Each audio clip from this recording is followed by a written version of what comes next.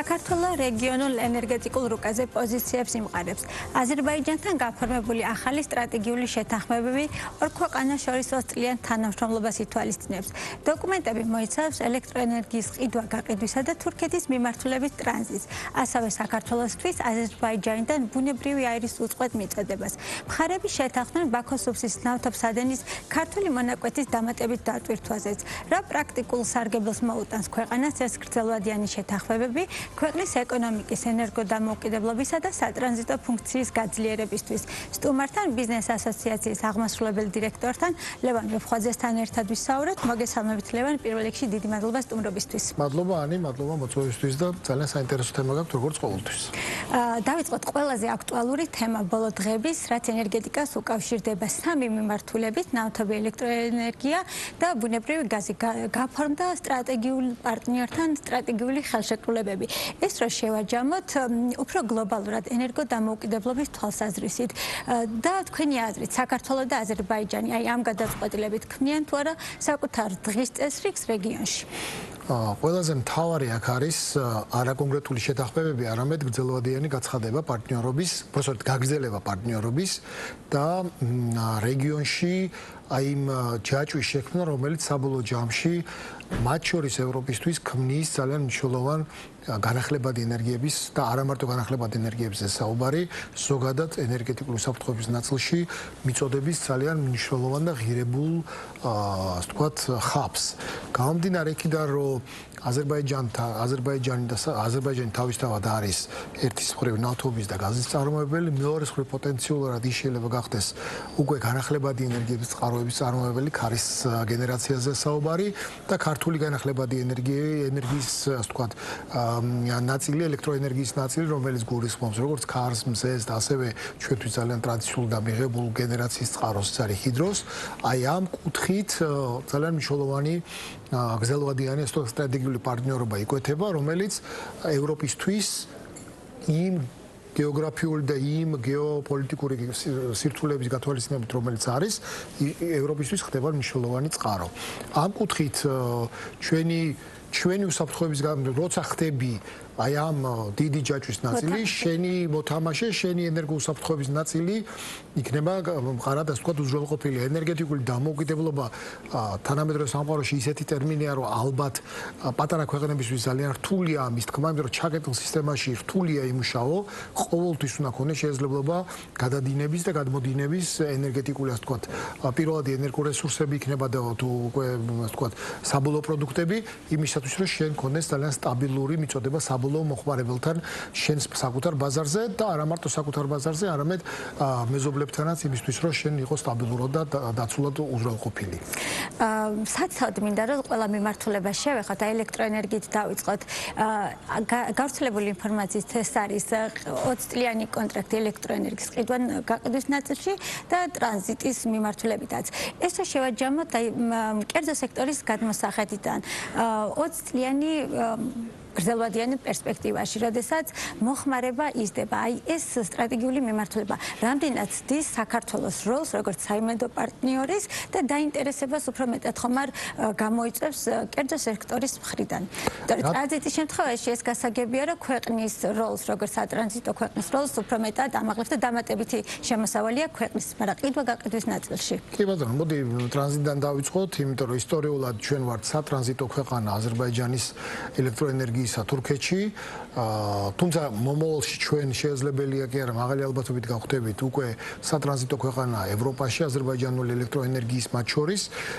აქ ძალიან მნიშვნელოვანია ის, რომ ძალიან სტაბილურ პარტნიორობაზეა ლაპარაკი და აზერბაიჯანი საქართველოს განიხილავს ძალიან სტაბილურ გრძელვადიან პარტნიორად აი ამ სატრანზიტო ასე ვთქვათ საკითხებში, იმიტომ რომ იცით თქვენ რომ ჩვენ მეორე მეზობელთანაც ურთიერთობა ლაგდება და შესაბამისად ჩვენი მთავარი მიზანი ამ შემთხვევაში საქართველოსი არის, რომ ჩვენი სტრატეგიული პოზიცია აი ამ გზაჯვარედინზე სტაბილურად შევინარჩუნოთ. ამ კუთხით 20 წლიანი გრძელვადიანი გაცხადებული პარტნიორობა ძალიან მნიშვნელოვანი იყო იმისთვის, რომ ქვეყნის შიგნითაც ინვესტორებმა დაინახონ, რომ ძალიან სტაბილური და გრძელვადიანი მათი ინვესტიცია იქნება ძალიან სტაბილურად და გრძელვადიანად დაცული ენერგეტიკული კუთხით. რას გულისხმობ ამაში? იმიტომ რომ იცით, რომ გრძელვადიანად ენერგოტევადი ასე ვთქვათ, წარმოებები, მათ შორის ისეთი ტიპის დატაბაზები და ასე შემდეგ, რომელიც ზრდის მოხმარებას, იცით რომ ნელა 10 წელიწადში, 15 წელიწადში მნიშვნელოვნად გაიზრდება ელექტრომობილების რაოდენობა და ასე შემდეგ, ანუ მოხმარება როცა იზრდება,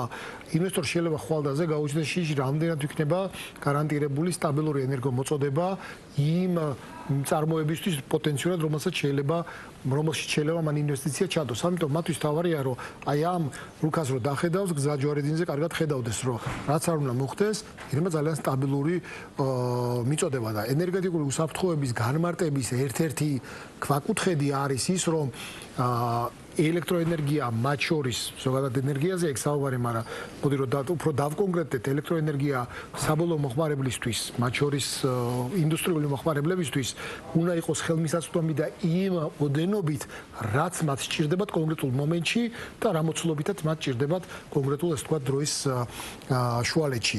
აქედან გამომდინარე, თუ ამ პრიზმით შევხედავთ აი ამ კლასიკური გაგებით ენერგეტიკული უსაფრთხოების, მაშინ აი ეს ხელშეკრულება ტრანზიტის ნაწილშიც, იმპორტის ნაწილშიც უზრუნველყოფს ინვესტორისთვის სტაბილურ გრძელვადიან განვითარებას. სტაბილურობა ახსენეთ და ამ ნაწილში გითხავთ გაზმომარაგებასთან დაკავშირებით, ანუ 2003 წელს იყო ეს ხელშეკრულება დადებული, რომელსაც ვადა გავიდა და ეს ახალი 20 წლიანი ხელშეკრულება ძველის გაგრძელება, სოციალური ფასი არიზდება, თუმცა აი უფრო დამატებით თქვენთვის რა ინფორმაცია არის ცნობილი, რა ტიპის ხელშეკრულება 20 წლიან პერსპექტივაში უწყვეტი გაზმომარაგება?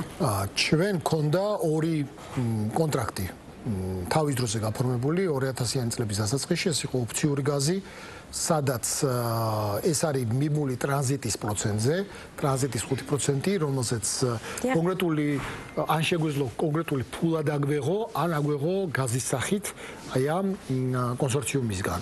და მეორე ეს იყო დამატებითი გაზის შესყიდვის ხელშეკრულება, ამას ასევე ერქვა დამატებითი გაზი, რომელიც იყო ფიქსირებული 500 მილიონი კუბური მეტრი და მას ჩვენ გარკვეული ღირებულება ჰქონდა, ეს საკმაოდ დაბალი ფასი იყო მაშინდელი, ასე ვთქვათ, ღირებულებითაც და მით უმეტეს ახლა 20 წლის მერე ძალიან კარგად ხვდებით, რომ დაბალი ფასი ექნებოდა გამომდინარე იმ ხელშეკრულებისა, რომელიც ჩვენ კონსორციუმთან ჰქონდა. შარშან გაუვიდა ვადა, გაზდიოდა თუ გაუვიდა ვადა ამ შეთანხმებას 20 წელს და ჩვენ გავაგრძელებთ ეს. თავარი იყო რა ფასად გავაგრძელებდით, ყველაზე მნიშვნელოვანი ეს არის, იმიტომ რომ ეს არის კომერციული, მაშინაც კომერციული საიდუმლოება იყო, ეხლაც კომერციული საიდუმლოება, თუმცა ეხლაც დღევანდელი გაგებით ძალიან დაბალი ფასია და საბოლოო ჯამში ეს არის ბუნებრივი აირი, რომელიც ჩვენ გვჭირდება ერთის მხრივ თავად ბუნებრივი აირზე მზარდი მოთხოვნის დასაკმაყოფილებლად და იცით თქვენ რომ გაზიფიკაცია მიდის, მათ შორის ისეთი მოშორებული ტერიტორიები და რეგიონები და სოფლები დაუფარეთ, სადაც თავის დროზე საბჭოთა კავშირის დროსაც კი არ იყო ბუნებრივი აირი, რატო? იმიტომ რომ ბუნება დავზოგოთ და შეშარიჭრებოდეს და შესაბამისად იზრდება მოხმარება სექტორი, ინდუსტრია იზრდება, კომერციული ნაწილი იზრდება, მოხმარება იზრდება. აქედან გამომდინარე ეს ერთი ნაწილია, რომელიც თავისთავად ბუნებრივ აირზე მოხმარებას დის და მეორე ნაწილი უკავშირდება უკვე თბოსადგურების თემას, იმიტომ რომ თბოსადგურები ეს არის საბაზისო სიმძლავრეები, ჩვენ ორი კომბინირებული ციკლის სადგური გვაქვს და საკმაოდ ეფექტიანი, ახალად დაშენებულია და ძალიან ეკონომიურად მოდი ასე ვთქვათ, ეფექტიანად ხარჯავს ვთქვათ ბუნებრივ აირს იმისათვის, რომ ელექტროენერგია წარმოს.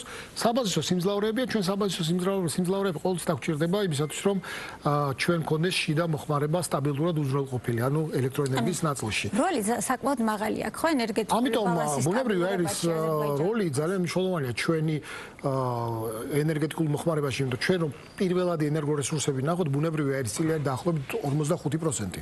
45% წინა იმაში დაახლოებით მაგდენებია საწვავი, იმიტომ რომ ეს საწვავი ტრანსპორტირებაში გამოიყენება და დანარჩენი უკვე ძალიან მცირეოდენ ჰიდროელექტროსადგურების წარმოებული ელექტროგენერაცია და ბიოსაწვავი. თუმცა ბიოსაწვავი მცირდება, რომ შეშა ნელ-ნელა ვარდება გათბობისა და საჭმლის მომზადების ასე ვთქვათ სასოფლო შინამეურნეობებში და იქ უკვე ბუნებრივი აირია ნაცვლებს აი ამ ბიომასას, როდესაც ენერგეტიკულ ასე ვთქვათ მოხმარებას უყურებდა. ამიტომ ბუნებრივი აირის ნაწილში ძალიან მნიშვნელოვანია სტაბილური მიწოდება და გარანტირებული მიწოდება, რასაც ახლა ამ წუთას აზერბაიჯანი უზრუნველყოფს. ჩვენ გქონდა 5% და ეს 5% თავის დროზე წლების განმავლობაში იყო იცი 7-8 მილიარდი გადიოდა და ახლობით იყო ამის 5%, ბევრი არ იყო 9 მილიონი 700. ეხლა 20 მილიარდზე ავიდა და მილიარდ კუბომეტრამდე ავიდა უკვე ჩვენი თქვათ ის ბუნებრივია რომელიც ჩვენ გვეკუთვნის. აქედან გამომდინარე ეს ნაწილი დაცული იყო, თუმცა 9 მილიარდი დამატებით რომელიც ჩვენ გვჭირდებოდა, აქ არ იყო ცოტათი განჭვრეტადი არ იყო მომავალი რა და როგორ იქნებოდა, იმიტომ რომ 20 წლიან ხელშეკრულებას ვალზე გაუვიდა. შემდეგ 20 წელზე ახლა უკვე გვაქვს ძალიან სტაბილური გარანტირებული მოწოდება და შესაბამისად ახლა 1.5 მილიარდი კუბომეტრი გვაქვს ფაქტურად იმ გონივრულ ფასებში, ძალიან დაბალ ფასებში, რომელიც ახლა მსოფლიო ბაზრებს რომ ვერც შეედრება. აქედან დასკვნა ერთია, რომ როგორც საბოლოო მოხმარებელი, საყოფაცხოვრებო მოხმარებელს გულისხმობ, იქნება გრძელვადიანად დაცული ფასების მერყეობისგან, ასევე საყოფაცხოვრებო კომერციული მოხმარებელიც პენტაკლებად იქნება დაცული, რომ ის რყევები, რომელიც შეიძლება ევროპულ ბაზრებზე ხდებოდეს, ჩვენზე ნაკლებად აისახოს.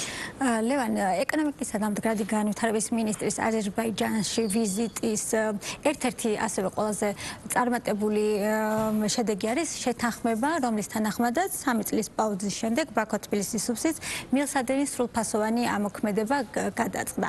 აი, ნავთობის ექსპორტის თვალსაზრისით საქართველოს რო გახდება ევროპისთვის ნავთობის მიმწოდებელი. ეს რამდენად გაზრდის ევროპის დივერსიფიკაციის საშუალებას და რამდენად შეიძლება რომ გააძლიეროს საქართველოს სტრატეგიული მნიშვნელობა ამ მიმართულებითაც? ყველაზე მთავარი არის ის, რომ ისტორიულად ესე მოყვება, რომ ფორმულა უსაფრთხოების, აი ყველაზე ესეთი ფორმულა საბოლოო ჯამში მივიდა ერთ კონკრეტულ ფრაზამდე, ეს არის დივერსიფიკაცია. რომ შენ თუ სწორად გაქვს პოზიცია შერჩეული და შენ თუ წყაროები გაქვს დაბალანსებული და ერთ წყაროზე არ ახარ 100% დამოკიდებული, მაშინ შენ მეტნაკლებად გრძელვადიან პერიოდში იქმნი ძალიან სტაბილურ უსაფრთხო მომავალს. ევროპისთვის მათ შორის დამოკიდებულება ერთ კონკრეტულ სრუტეზე, ხო, ყველა კარგად ხვდება, რომ შეიძლება ის სრუტე უზრუნველყოფს მოცულობებს, მაგრამ ვერ უზრუნველყოფს კრიტიკულ სიტუაციებში და კრიზისულ სიტუაციებში საერთოდ მიწოდებასაც კი. აი ამ კუთხით შეიძლება ის მოცულობები, რომელმაც შეიძლება სუფსაში გაიაროს, არ იყოს კრიტიკულად გადამწყვეტი ევროპული მომარაგებისთვის, მაგრამ დივერსიფიკაციისთვის მათ ჭირდებათ. ეს აქედან გამომდინარე ამ მილის ამოქმედება სწორედაც უკავშირდება იმ გეოპოლიტიკურ ძვრებს, რომელიც ჩვენს გარშემო მიმდინარეობს და აქაც საქართველოს-აზერბაიჯანის პარტნიორობა ძალიან პოზიტიურად აისახება მსოფლიო ბაზრების ენერგეტიკული უსაფრთხოებაზე.